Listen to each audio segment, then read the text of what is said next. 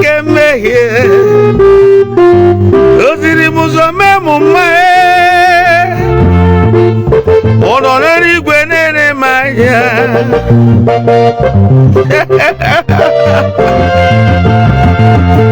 ononeri igwe nene maya yeri ne mere na nzuzo Jehova marara. Finally oyere mudo oyere mebe sara mbara oziri muzo memuma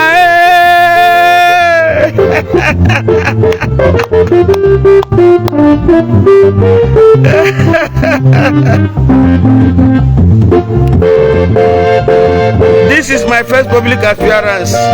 Bring it down. Bring it down. This is my first public appearance for the year 2025. Because open but share on the broadcast. Nkabro as usual. Onye nweziri muzo memuma Jehova ziri muzo memuma oge na-agbagharị egbe na-agba egbe ka anụ ọfịa oziri muzo memuma Bakassi boys aka eme malu ndị Bakassi aka eme malu ụmụaka Bakassi aka eme malu ma Jizọs ziri muzo memuma finally onyere mudo onyere mebe sara mbara. Tell me why I will not appreciate God.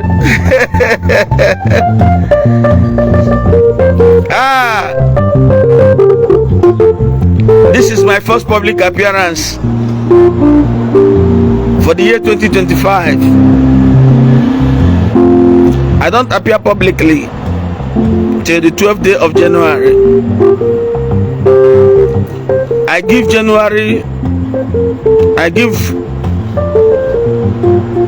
the first month of the year, January, I give you the first day of the month of the year. February takes the second day, March takes the third day, fourth day is April, fifth day is May. Till December, I pray all through. I pray for the 12 months of the year. We will see the last month of the year, but 12th. Coincidentally, I brought my birth date.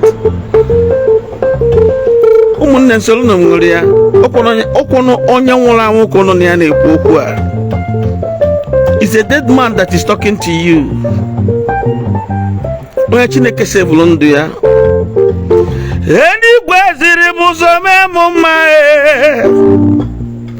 Oziri muzo memuma mgbe na-agbagharị egbe na-agba egbe na-ese goof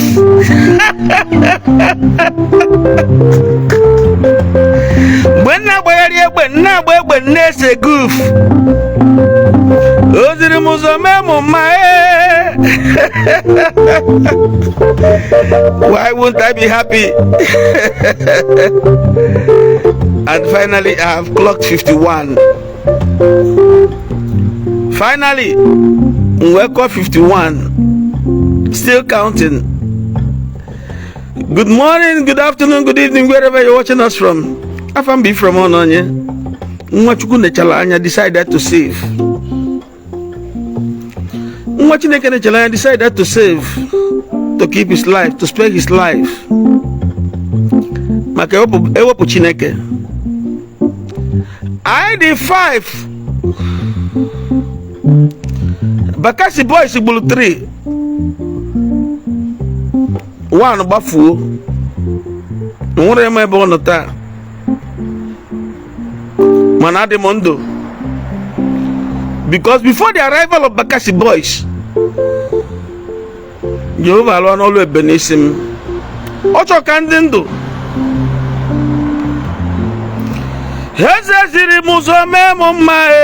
Bring it up. Oziri muzo memuma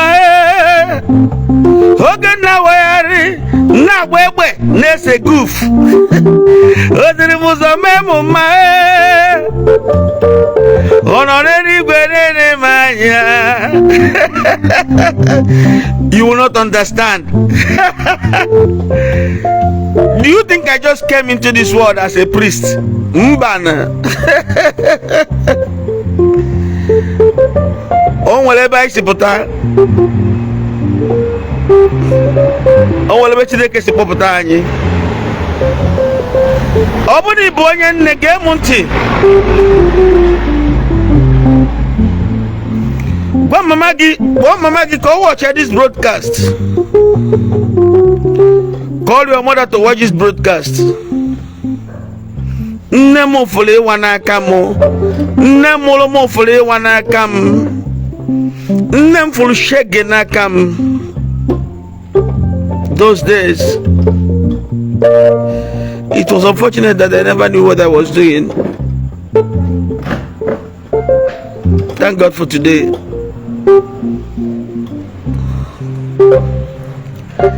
My mother I'm Igbo. My mother I'm na handle egbe.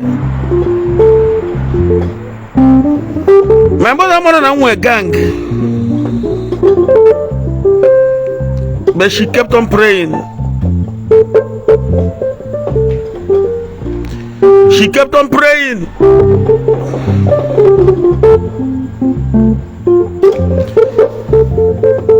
Nwaga ekwensu kpara aka, bewekwa ekpere Chineke ga-anapụta n'aka mmụọ kpara ya aka.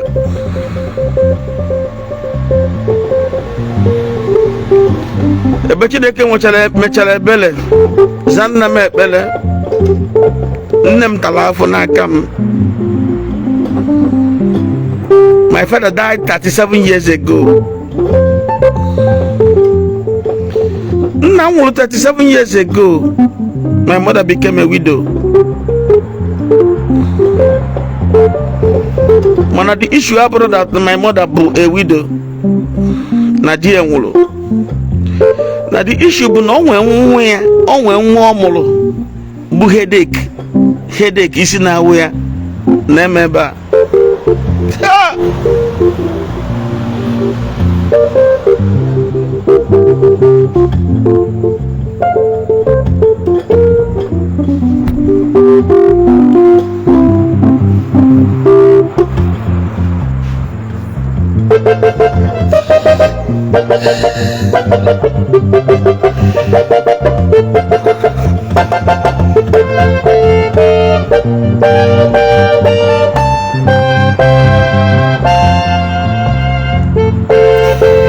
I never knew what I was doing.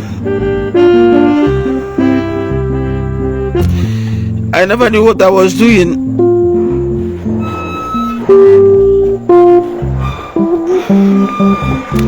I was never a member of any secret cult. I play one man's code.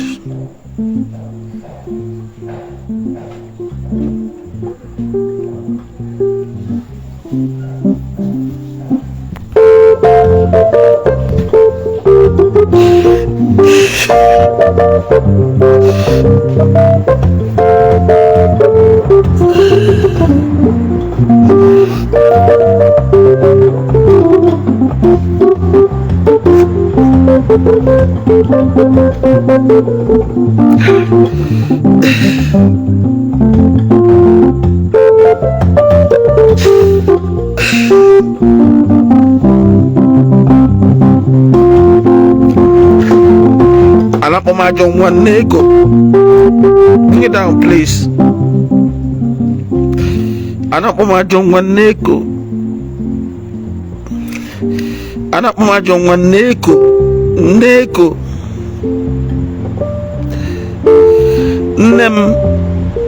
My mother.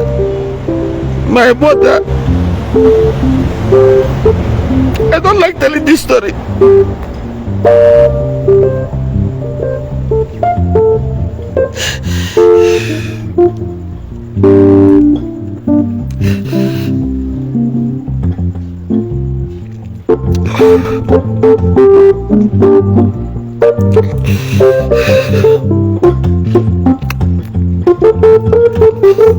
But I'll tell the story today.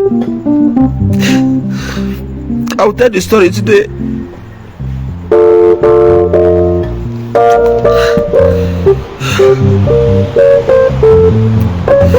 I don't like telling this story.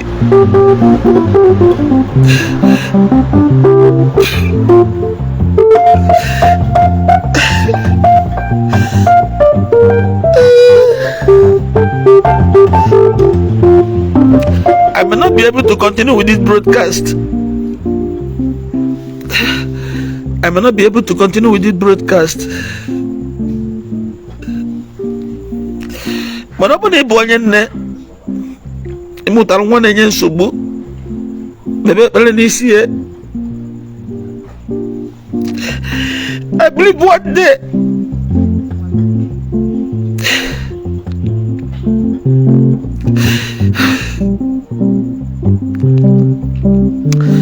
believe one day God will answer your prayers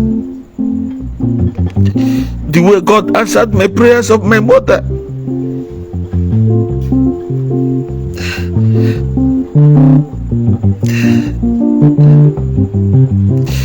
What I did to that woman, I can say it here.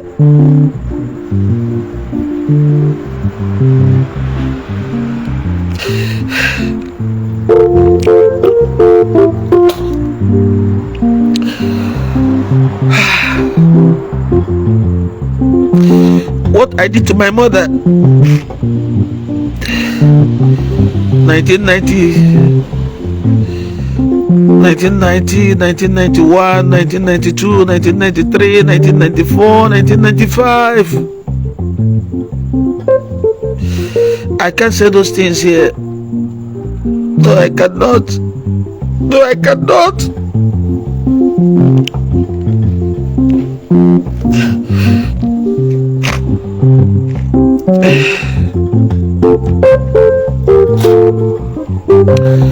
Obone mutalu ibo onye nne.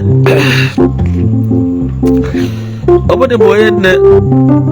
Ne mutalu nwa na nsogbu. Don't discard that child. Keep praying for that child. One day, God will answer your prayers.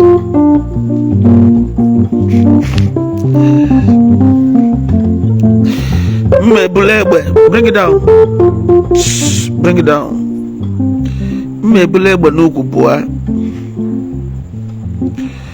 My mother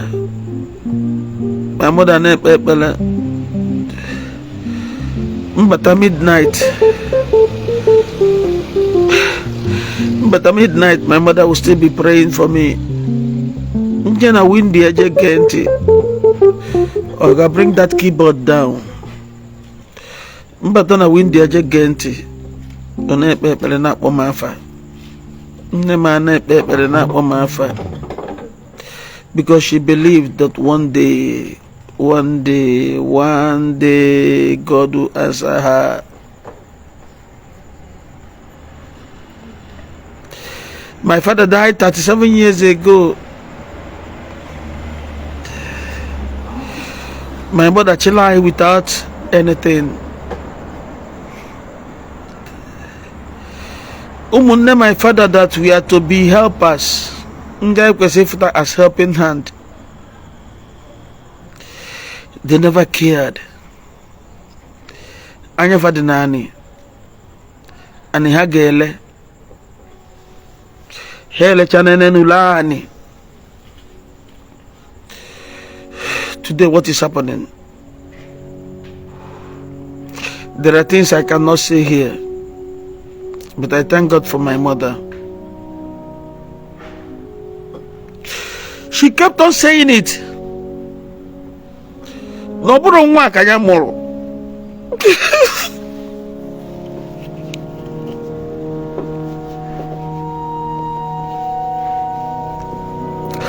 She kept on saying it. Nobody wants to more.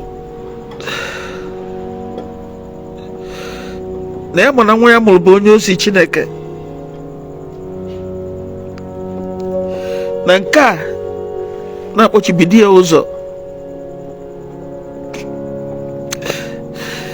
Na nke a na-akpọchibidi ya ụzọ abụrụ onwe ya.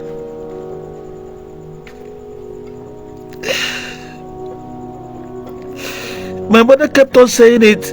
Now one day that God will answer her prayers.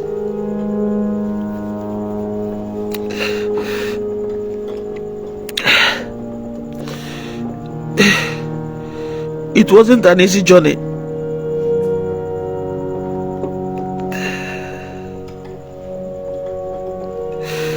Oh, Jehovah ziri muzobe momae. Jehovah ziri muzobe momae. Oge na were ni mozara kemehie. Eze ziri muzobe momae. Finally, onyere mudo, onyere mebe sarambara. Ojiri muzo memo mae.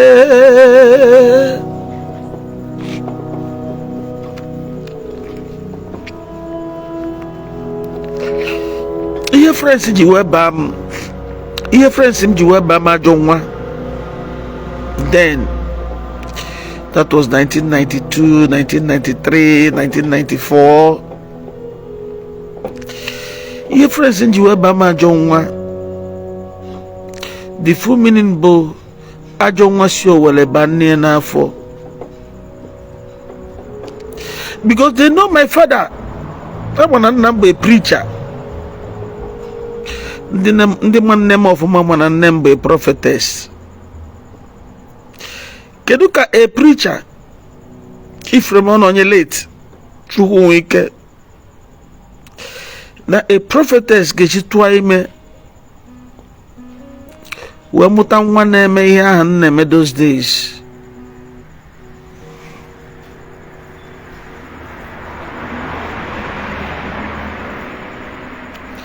However, I'm a John was your whatever near for. Nasa kwa nianeko. Ipo ma John one when you got keno.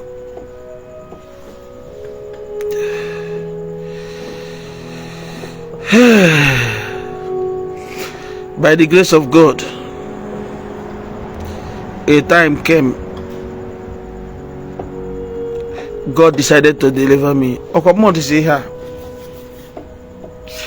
Ezeziri muzo memo mae. Oziri muzo memo mae. Oge na wari ni mozara kemehie. Jehovah ziri muzo memo mae. Finally, onyere mudo, onyere mebe sarambara. Oziri muzo memo mae. 31st December, because here now but 31st December crossover. Ebulumu mawu. Ndị mama kwa na neti mmanwu. Na mother maro na neti mmanwu. See, Adam ebu mmanwu. Ordinary ihe amụasị na abụ hapụta ekpuchi eru asị na ha bụ mmanwu. I don't need ekwesịrị ịgwa gị share this broadcast. Nke a bụ nke a na-asị gị share the broadcast. No, excuse me. Broadcast nke a na-asị gị share the broadcast. You share go here.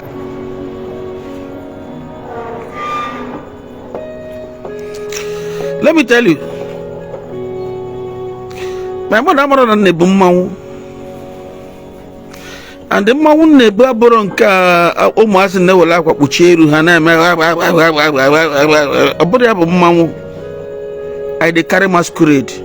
Then 1994, 1993, 1996, 1997, early 1997 aka nebu mmanwu.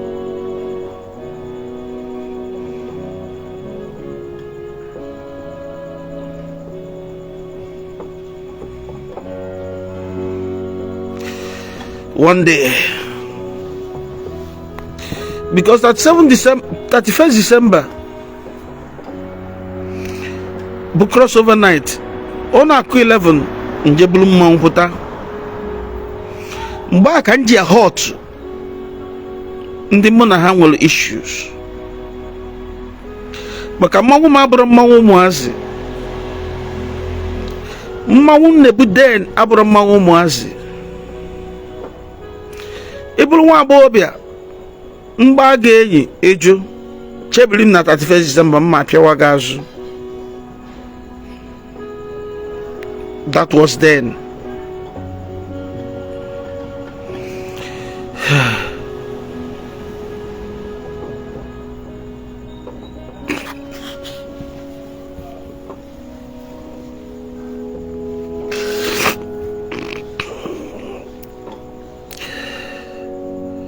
Finally, that 31st December,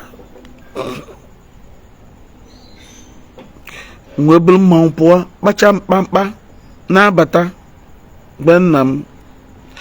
Upon my mother, and I met in a compound, Benham,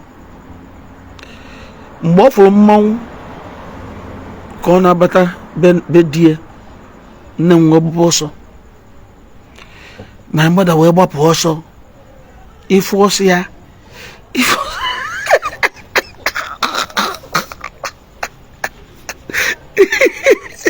if also my mother. Oh, one day why I'm not with fat. See there now, but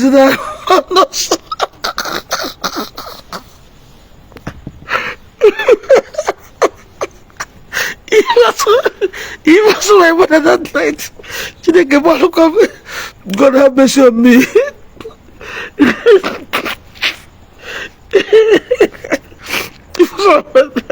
He was my mother that night.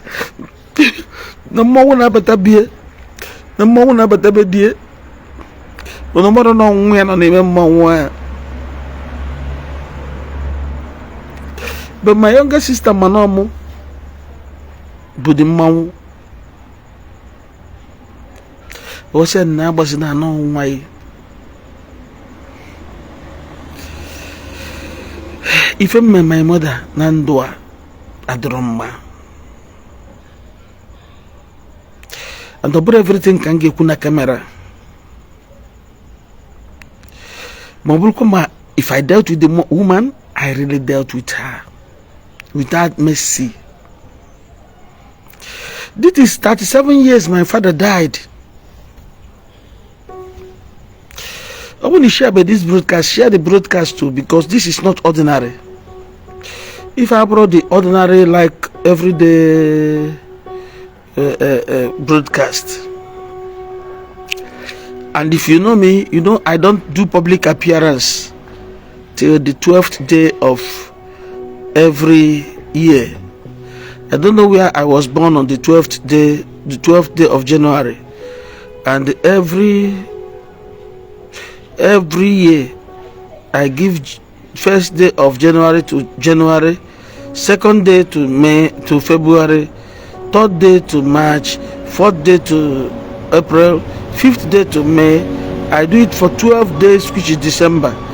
Coincidentally, it is my birthday. I don't do any public appearance. I don't go to church. I don't preach anywhere. I don't go to church. I don't do anything till the 12th day of the year. Tomorrow morning is 12th December. And if I tell you, because tomorrow is Sunday, that is why I'm doing this broadcast today.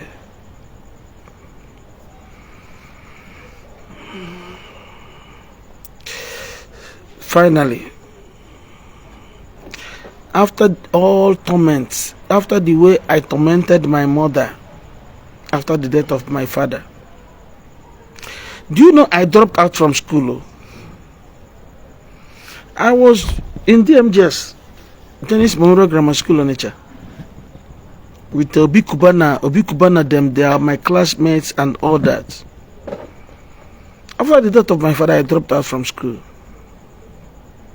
Obunka na gwokwano mgbe na gwa gị ha ntị a bụ plastic, this ear bụ plastic, ordinary plastic. Nne na ụmụazị kịta ha na-amachagharị na-amani elu na-amatu na-achị ọchị n'ime obi m si ha ndị a mụkwanụ mgbe ogidi ma enwe afọ. Ụmụazị a na-amani elu kịta ha mụkwanụ mgbe ogidi ma enwe afọ. By the grace of God.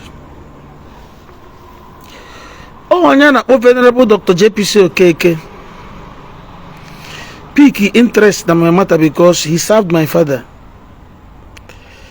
as a preacher. My father was a preacher before he died 37 years ago.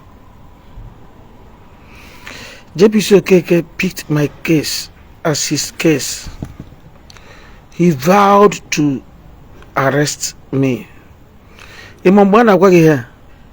Police station to police station, I've been arrested, detained, tortured, and everything. The police. then phone adrokwa this thing na na say akpọ onye nwa na phone adrokwa na police jide gị obugo na inwe contact before contact ga na abịa go 4 days na police go 4 days na cell.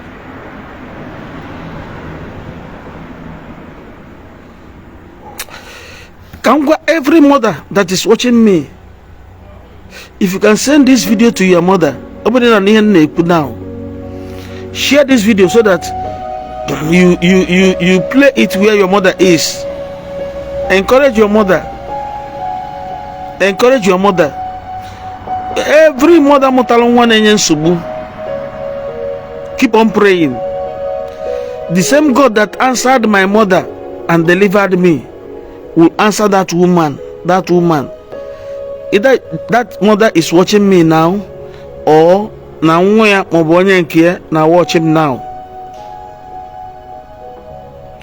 Keep on speaking. I told you that my mother will always say, this is not my child. The child I gave birth to Gabonyo Chineke. Manonya na si no Gabonyo Chineke. Tie kolegbo n'okwu. Egbe dịkwa n'ukwu trouser m. Ma nne m amụrụ na m bụ egbe. Nne m amụrụ na nna agba kpọkpọkpọ. My mother enwere idea. My mother enwere idea na nna esi Igbo.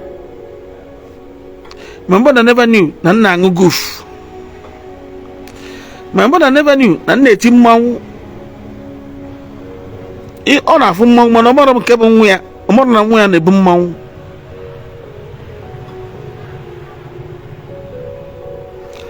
But one day, something happened. Open the share by this broadcast, share this broadcast, not the macabre that your regular broadcast. Share this broadcast, not the. One day, I know maybe no, because I cannot go out without my tao. One dom. And when we keep outside, more than one do other no. I don't even know. Two of my friends, Bia. That's Igbo car for now.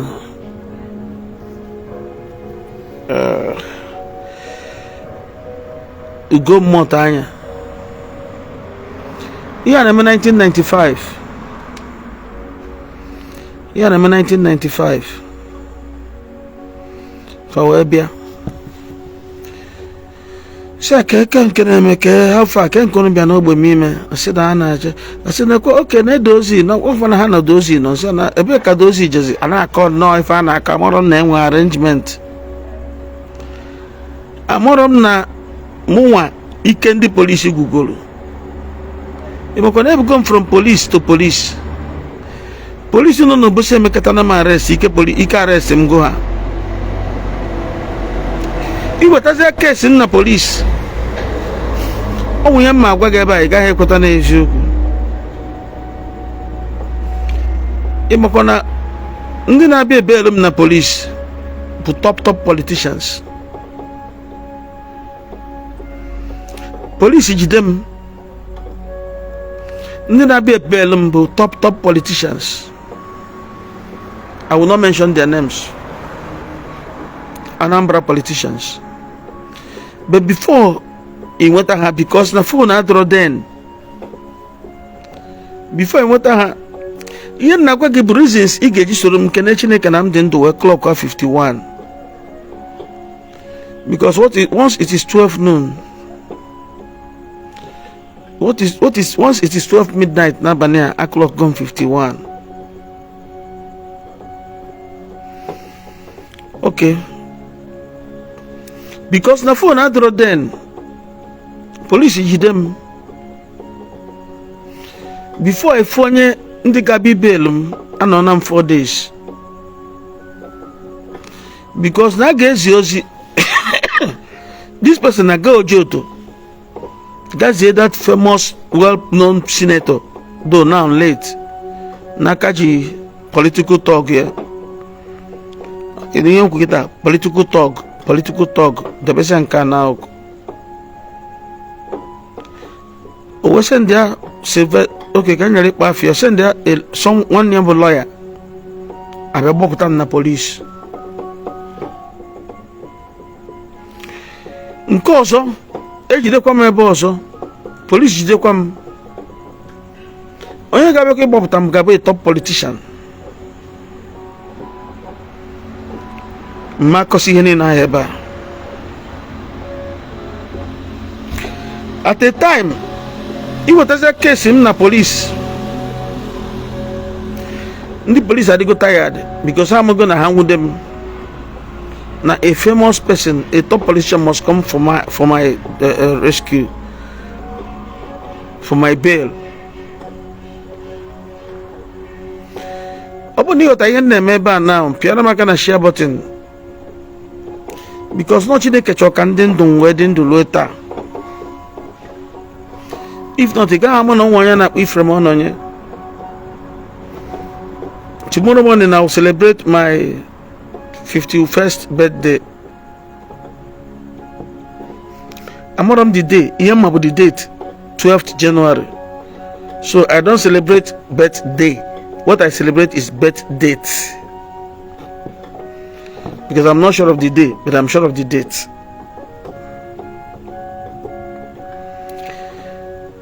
Ika got the police name my arrest because of the number of politicians now there for my bail. The way politicians is there for my bail. Me ike kuzan the police. It was a case in Baraponia. Mbodo manya na police ada osim. Na mezi some. That day, everybody nukum, everybody di nukum. Awebia ndị oyimo ndị am olafa igochukwu mmụta anya bụ oyim nwoke igwe biko ka afọ bụ oyim nwoke chukwu dozie nke nna odozi egwu bụ oyim nwoke on the yuzu ndị venerable Dr. JPC Okeke yuzu wee nwude m. Imagine onye polisi na-enwude nwuro eweluza ndị brigade nwudie ndị brigade ka eji meme arrest ndị brigade ka eji meme arrest ụmụnne m biko ihe a na-agwa gị ebe a akọkwanarịa mmadụ ihe a na-agwa gị ebe a akọkwanarịa mmadụ ka ha ghara ije kọba m ọnụ. But don't forget to share the broadcast.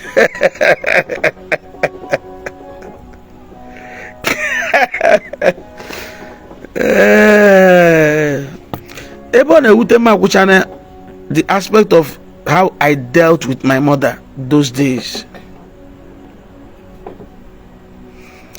Okay, if you are joining us now, this is my first public appearance for the year 2025. I don't do any public appearance till the 12th day of the year, and that is I give the first 12 days to the 12 months of the year, praying for the success and God's presence for the 12 days of the year. So after the 12th day of the year, I do my first public appearance, and this is my first public appearance this year, 2025, and I dedicate it to my birth date because coincidentally it is my birth date. God bless you all. If you have shared the broadcast, God bless you. If you have not shared the broadcast, God bless you also, because I know if you keep listening, it won't be long. You find reasons to share the broadcast. Okay. Ndị awebia na akpanye m nkata nche na mụ na ha akwụ na ha ugochukwu mmụta anya igwe biko okafọ na chukwu dozie egwu nche na mụ na ha akwa mụrụ na nwude ka ha bịa nwude m ozugbo mfu moto venerable Dr. JPC Okeke ka ọ na-abịa. O ji moto na-abịa nsị ya na ihe a moto JPC fasim modisho amakwa no ha na yo amakwa no ha na JPC yo nna akwụkwọ gị ihe mee na Bakassi boys egburo m gekwa m ntị ka ịma ihe kpata nji wee gbanarị Bakassi boys maka na ha bụkwa ekegbo oke ka m ghara ịkpafa mmadụ ha bụkwa ndị niile mụ na ha na-arụ mana Chineke anapụtago m before then share kwa the broadcast ka ịma why m ga-eji na ndị grateful to God for keeping my life.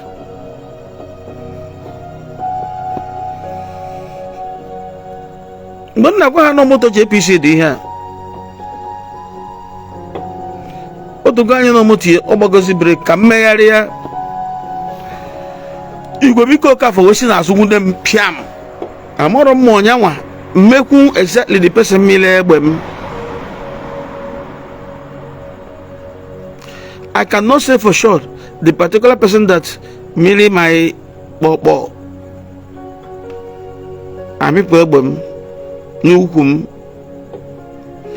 ebe m na-etinye egbe bụ n'azụ trouser ọsọsọ onye mụmụ ọfụma ma ebe egbe m na-adị familia ị napụrụ na dịka ife ji bụrụ dịka ọ bụrụ mmadụ nkịtị cha arụ ebe m nwetaziri onwe m bụ na boot 505 JPC. May his soul continue to rest in peace. I'm able to na boot moto bulu naba na bia nyam one room ochim na one room na enye mu ebe the day ebe polo mo so kam puta after ka ana abia n'ime room ebe ahụ m nọ na-enye m preaching emega ụzọ abakute n'ime room na-esi m ozi ọma ka m kwukwa ya kịta ọ karị 12 times m chegharịrị. I repented more than 12 times. Do you know why? Mgbe ọbụla eji m na police nnọọrọ n'ime cell I will repent. Nsi na cell pụta nchọba egbe m dị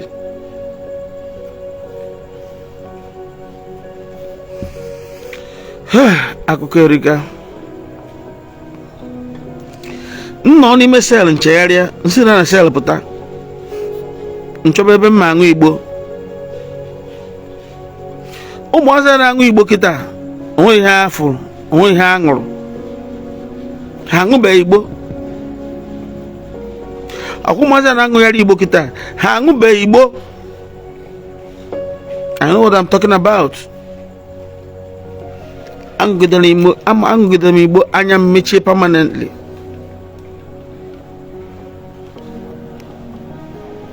Akwụkwọ na mmadụ ihe a ngwa kịta akwụkwọ na mmadụ, but don't forget to share the broadcast.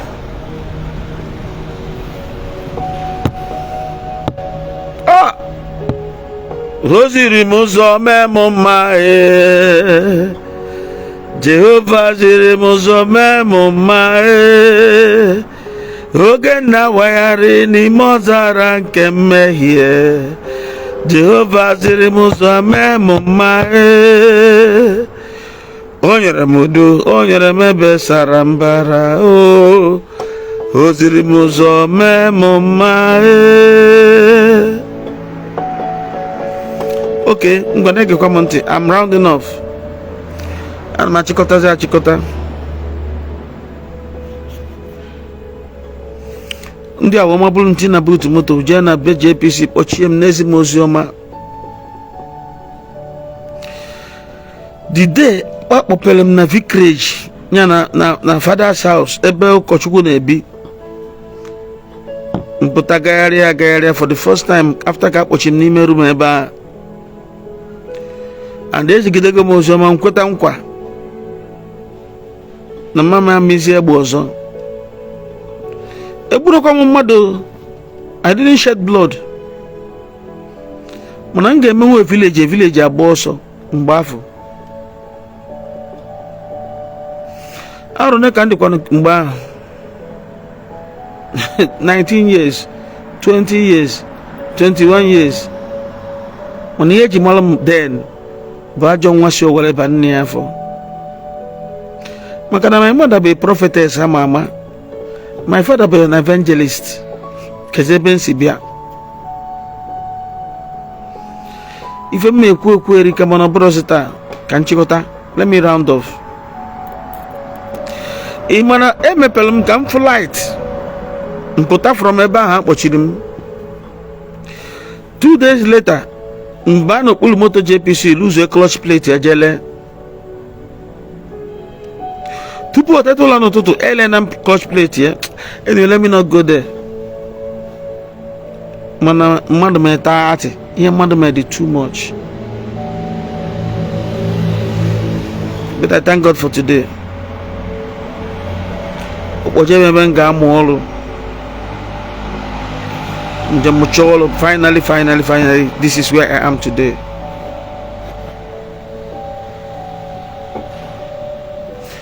Ebugide m mmanwụ I was carrying masquerade, I was wearing masquerade to the extent na mmanwụ mbucha dọmpụ na m anaghị etisi mmanwụ na m echegharịgo onye ọzọ a na-aba n'ime ọdụrụ nke yọta nkwu na mmanwụ mbugidere si na m anaghị ebuzi mmanwụ that I cannot continue with this stuff.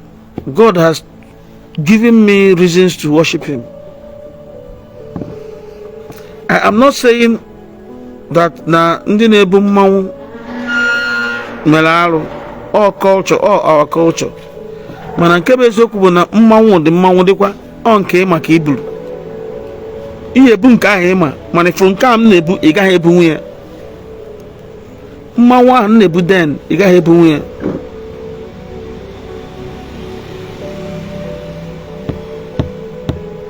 ndị niile try ka ha bụrụ mmanwụ ahụ ebunwuru ya ọsọ ka ha gbara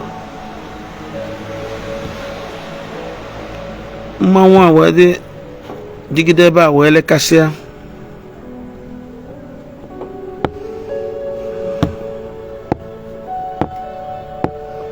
ememe abandon 27 years ago. Ememe ibu mmanwụ abandon 27 years ago, 28 years ago, sorry, 28 years ago. Ebe a napụrụ m egbe m 29 years ago.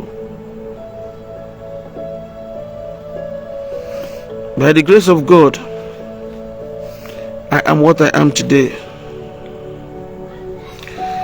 In another development, I will tell you how God brought me into this ministry.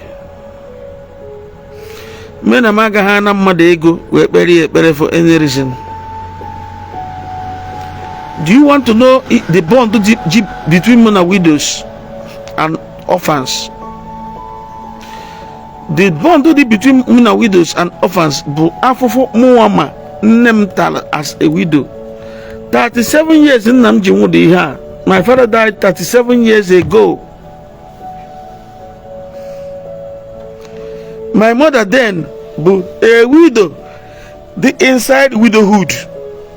And when the widow went in haka, when the widow the inside widowhood, widow rest of power too. Oh, your number then. I talafufu Benam.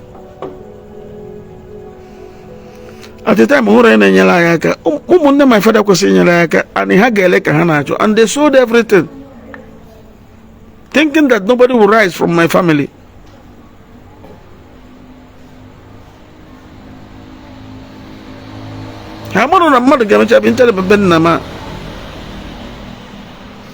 But I thank God for today.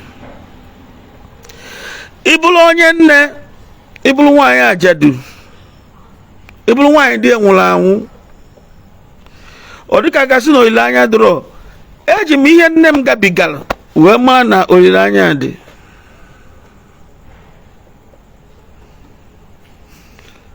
nwa okwukwe bebere Chineke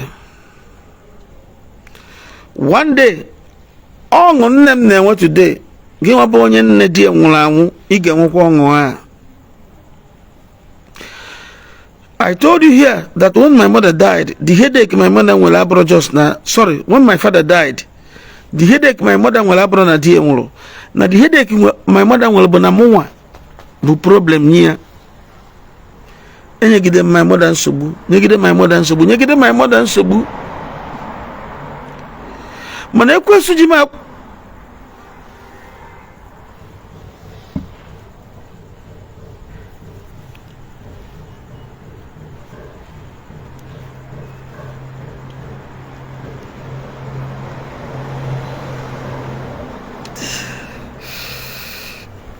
Mana ekwesu ji ma kwalụ ngwa ọlụ den.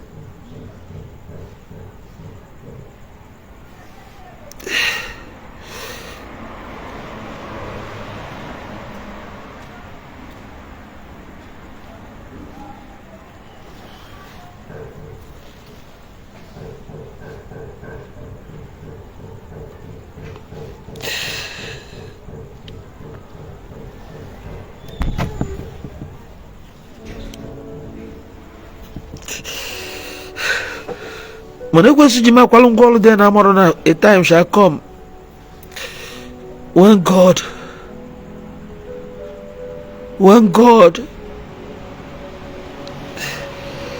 will start using me.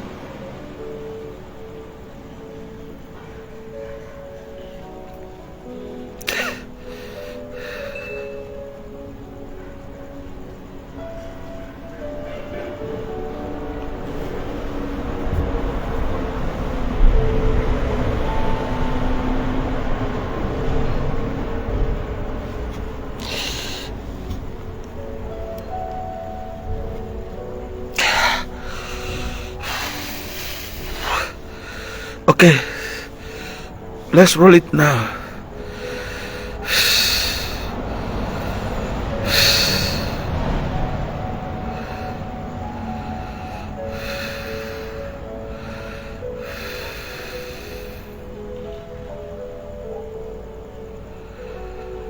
So finally,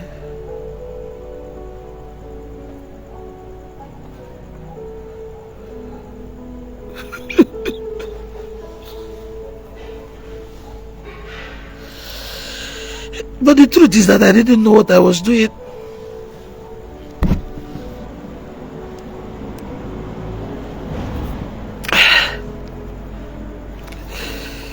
The truth is that I didn't know what I was doing.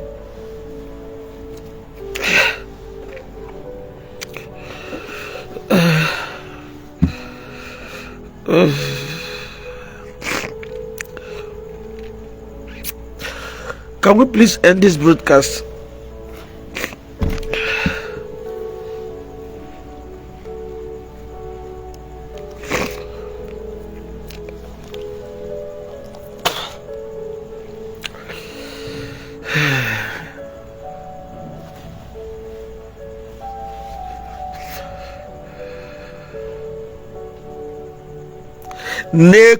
Neko na-aṅụ Igbo na-akpagharị. Neko na-aṅụ Igbo na-akpagharị. Neko na-aṅụ Igbo na-akpagharị, na-ebugharị egbe, na-amịgharị. Imekwana egbe m ebe ọkwa Ọkamedo, ọkwa English. Igwe m ebe ọkwa Ọkamedo, igwe m bụkwa English.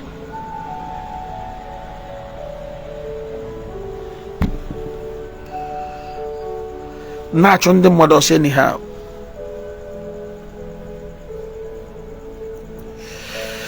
Ejina m torch light ise jee ebe mmadụ.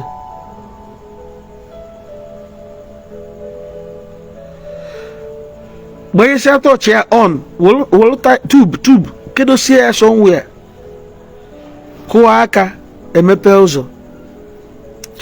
Natata secretary party nata minute book asem natia ngwa no me area aru na nya na ya ko funa men m ju everywhere ona area of ka touch if se gbadoro che no mmado moro no ocho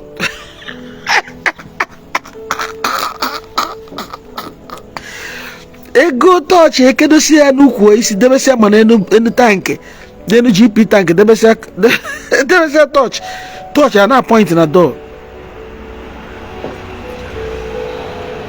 iko aka si bunye ma akwụkwọ dị otu a ibitere ya my men are everywhere ebute akwụkwọ bunye yi amọrọ na men na everywhere abụrụkwa human being iburu akwụkwọ na rie touch ya na-enwu nwoke nwụ na esi ala down flat ọla ya down flat odinegide anyị ka ndị apụsị ndị ekwere apụ ọmụrụ na onye bịa ibulu akwụkwọ apụgo na touch ị na-ebu nkedo ka ekodere n'oisi ya ọtụ ihe na agwa ya one man scored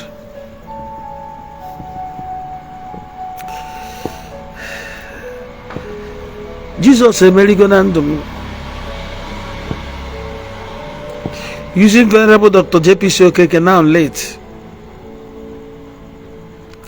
when the first encounter real encounter ọbụkwa nke fake ọbụkwa nke polisi jide m nọ n'ime cell nchegharịa maka na polisi ji m echegharịa n'ime cell under duress mpụtazia from cell I continue kwa m ebe m kwụsị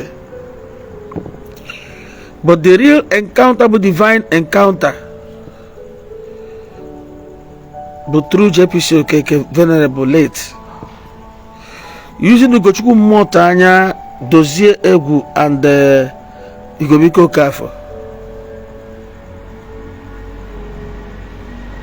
But by the grace of God today, that divine encounter is working and God is using us. Do you know that when we came into this ministry, if I tell you, you may not believe it. 2 times I have been kidnapped. If I tell you that story, I will tell you that story some other day. 2 times kidnappers ejidegom, one in 2009, the other one in 2022, just 3 years ago.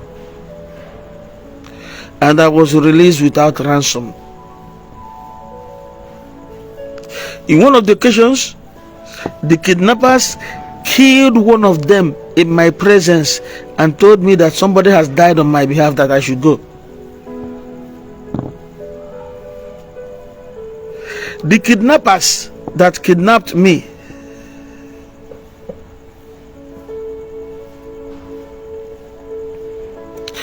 one thing led to the other. They made one of them in my presence and told me that I should go, that somebody has died on my behalf. Hawolokeke habubutem no rifite. Obu ofia ebe habumba bu no zobolo from Obosi to Zobolo. 2022. You cannot believe it. Open there, share my post, share Anka, share this one. Let that old woman, that widow, that woman never na nwa mulamu bu headache nya. Na nwa mulamu na we isi. Why obuna, if you are a mother and your own child is a headache to you, nwe mulamu na waga isi na waga agba. No na-ekpele ọ na-ekpele ka nne m nọgide na-ekpele. As a prophetess ọ bụ dịka onye amụma nwaanyị nne m bụ ọ na-ekpele na-ebu amụma sị, this is not the child I gave birth to. The child I gave birth to bụ onye ozi Chineke. Nke a amara m ebe o si bịa.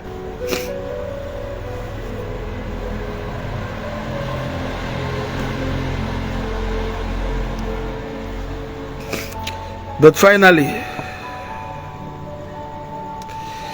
I don't know you there's my sister neighbor. I was at the end of Kuba Sigwandowa. Finally,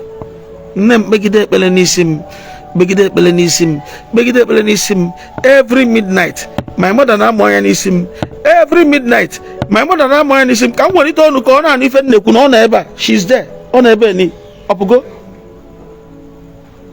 okwa nnem na eba kan woni to nu ko na ni no na ni neku every midnight on amo any sim na bebele ni sim na bebele ni sim na bebele ni sim no buru nwa ka amuru na nwa ya muru bụ onye ozi Chineke Chineke wee mesie ebele wee za nwaanyị ebele onye bụ ụgwọ ndị widows na mama rapụ ndị widows ụmụ nwaanyị di ha nwụrụ anwa I will not leave them I will not let them go hungry because I know what my mother passed through for a whole 37 years nna m ji nwụ dị ha 37 years my father died but singa call gị ya na my family gabiga ife my mother gabiga from the time my father ji nwụ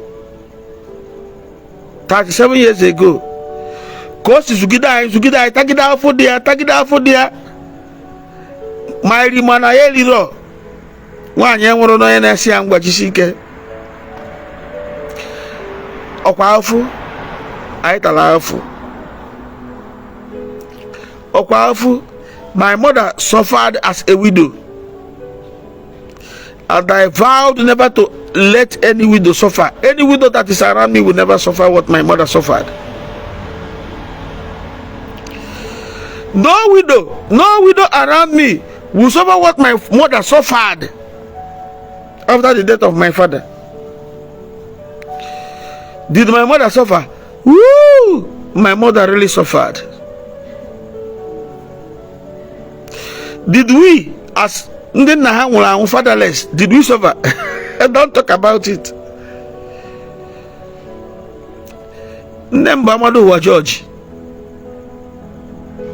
Or that try to cover up. Or not cover up. Yet I am an different man. But I pray no widow around me will suffer what my mother suffered as a widow. Today, my mother is no longer a widow. Though Nadia Angugo, my father is late, but my mother cannot answer a widow now. Because all things are passed away.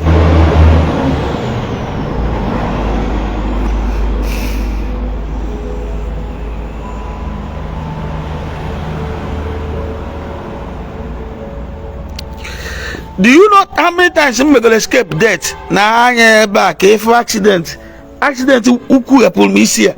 Look at it carefully. Look at it carefully. How many times I have escaped death? And you tell me not to be grateful to God for keeping me till this time. I am 51 years. In the next few hours, I will turn 51. In less than 3 hours from now, I'll turn 51. I have to be grateful to God.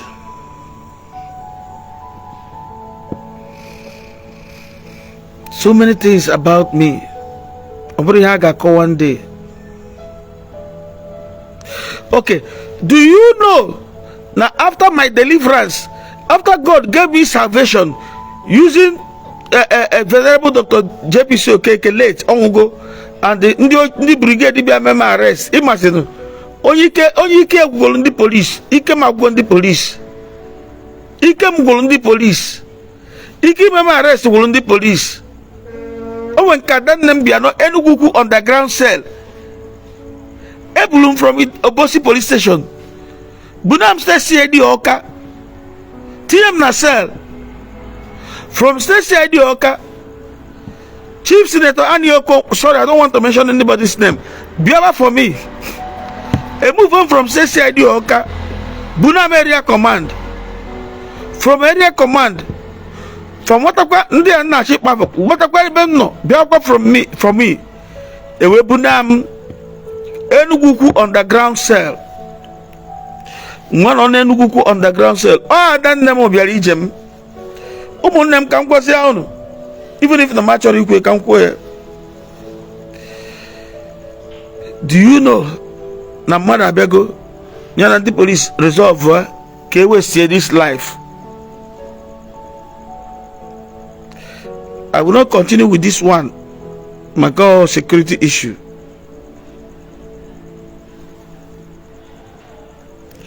But not a policeman or Igbo. A policeman or Igbo say may travel. A release you from here. May travel. Don't come back soon. Na ku gugu isigi. Ugu isim buke bufuom. But meanwhile, e metakwal bi he kweselon then. E metami he kweselon. Then e metami he kwesere kan wo. But God helped me. God saved me. I don't name be for me. Make it head in here. May I so rest in peace. I will not go there. All security issue. I will not tell you that one. But I thank God for today. May God bless all our followers.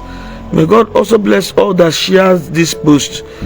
Ima iye dinija nkusia yeba mawu yana. But thank God, onya na-etibu mmanwụ, onya na-ebu mmanwụ before, onya na-ebu mmanwụ eje ebe a na-akwa ozu, onya na-ebu mmanwụ eje eme ile, onya a na-akpa ajọ nwa si owere ba nne ya afọ, onya na-amịgharị egbe n'ukwu, onya na-aṅụbu goof before, onya na-esegbu Igbo before, onya nọ n'iru gị taa dịka onye ozi Chineke. The highest Chineke nyere m na ndụ a, salvation, nzọpụta nke mkpụrụ obi m. Ihe ọzọ nye m bụ isave ndụ m mana aka ndị kidnappers. Okay, before I end it, let me tell you. Last year,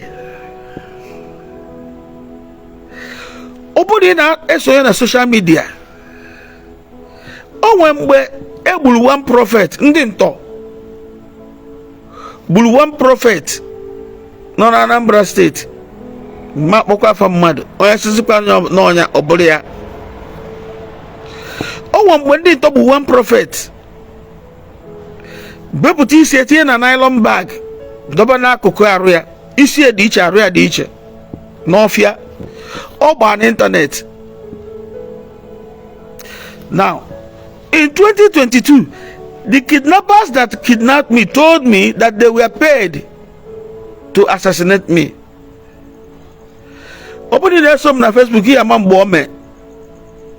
they told me that they were paid to assassinate me, that they were paid 2 million naira. But they assured me that I will not die. Rather, one of them has to die for my sake. For Bobu for any Nirumefa Nirum or the car here na called the African magic. Habobu for any Mahani release them never. But they told me that the people that paid them will eventually come for them. Carry from that since they didn't kill me.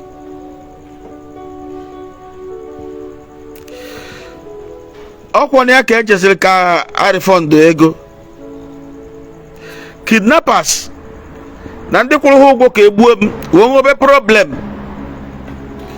We gbuo the main person. Those kidnappers we gbuo the main person.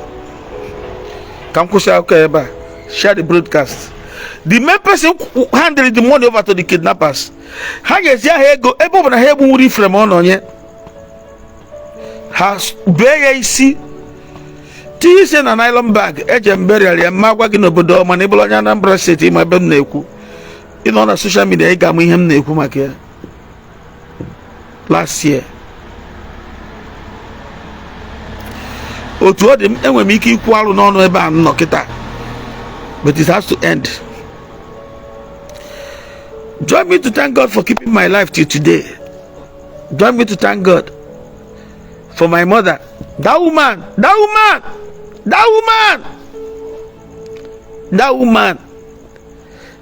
that gave birth to me. Join me to thank God for her.